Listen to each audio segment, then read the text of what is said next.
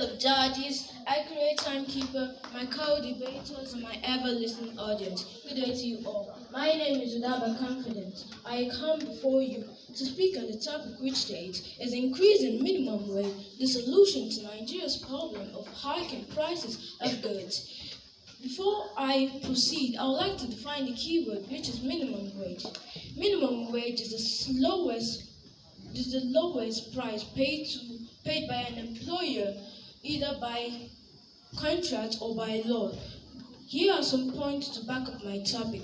Boost purchasing power. Increasing minimum wage increases workers' purchasing power, enabling them to afford goods and services.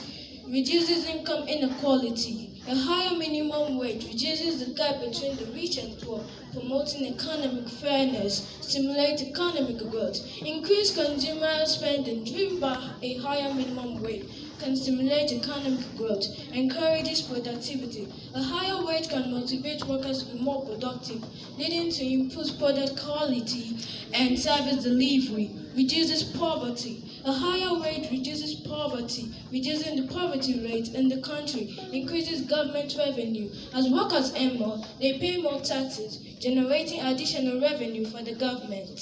Support small businesses. When workers have more disposable income, they are more likely to support small businesses. Improves health and well-being. As workers earn more, they pay more, promoting better health care, nutrition, and well-being among workers and their families. Reduces employee turnover. Competitive wages can reduce employee turnover, saving businesses and recruitment and training classes. With these few points of mine, I hope I've been able to convince you and make a conclusion that increasing minimum wage is a solution to Nigeria's problem of high